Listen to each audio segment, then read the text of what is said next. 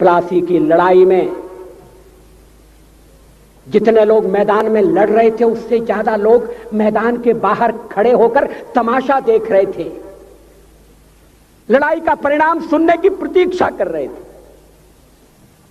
देश के भाग्य का निर्णय होने जा रहा था, मगर उस निर्णय में सारा देश शामिल नहीं था। विदेश मंत्री के नाते मैं अफगानिस्तान गया था। आपको सुनकर ताज्जुब होगा, अफगानिस्तान के अपने मेजबानों से मैंने कहा मैं गजनी जाना चाहता हूं, गजनी। पहले वो मेरी बात उनकी समझ में नहीं आई, कहने लगे गजनी तो कोई टूरिस्ट स्पॉट नहीं है, गजनी में कोई 5 स्टार होटल नहीं है, गजनी में आप जाकर क्या करेंगे, गजनी में आप जाकर क्या देखेंगे। मैं उन्हें पूरी बात नहीं बता सकता। मेरे हृदय में कहीं गजनी कांटे की तरह से चुभ रहा है। जब से मैंने गजनी से आए एक लुटेरे की कथा पढ़ी है और किशोरावस्था में पढ़ी है, मैं देखना चाहता था वो गजनी कैसा है। आपको सुनकर ताज्जुब होगा, महमूद गजनी का अफगानिस्तान के इतिहास में कोई स्थान नहीं है।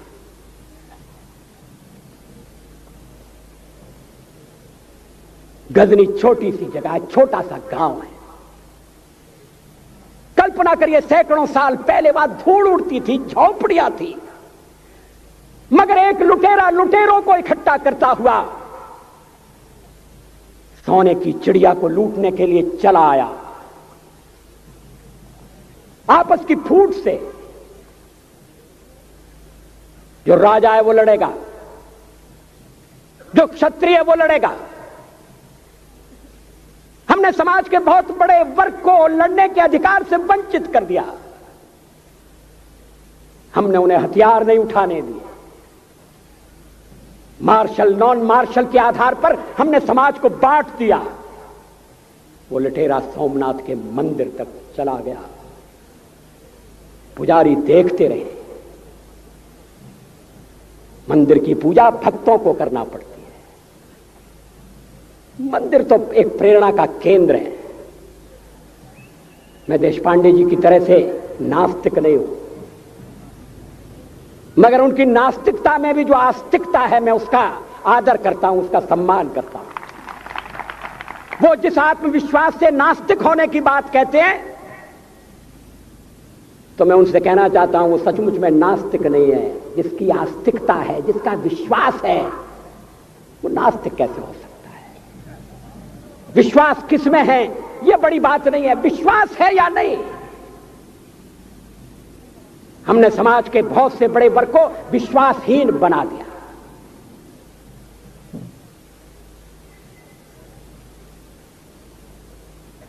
लोगों ने हथियार नहीं उठाए, वेद पढ़ने के दरवाजे बंद कर दिए। इसलिए हम पादाक्रांत हुए। अफगानिस्तान में मैंने एक बात और देखी। मुझे जिस होटल में ठहराया गया उसका नाम था कनिष्क।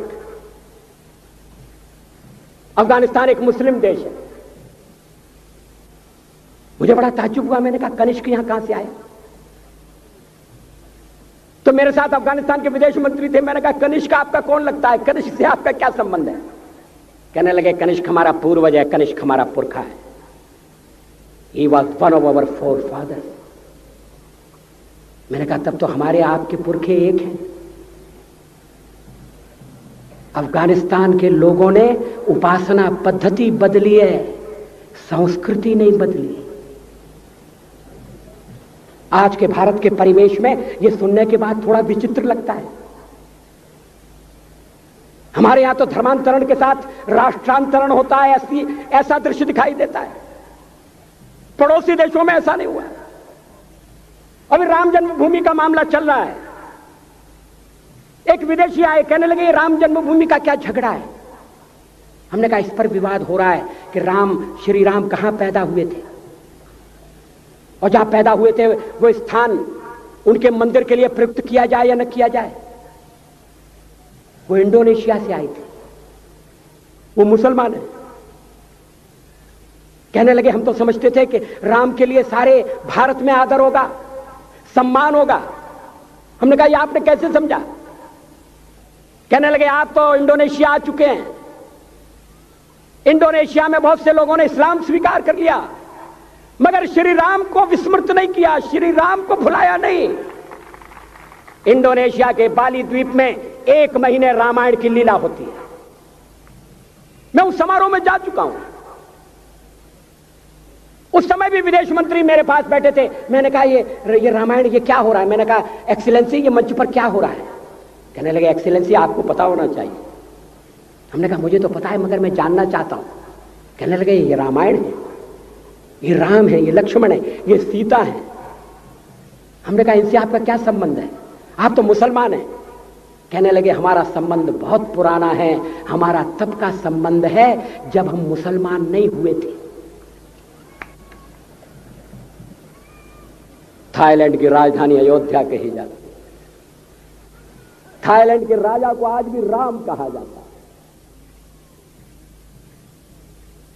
सावरकर जी ने हिंदू राष्ट्र की बात की, हिम्मत के साथ। बुनियादी तौर पर भारत हिंदू राष्ट्र है।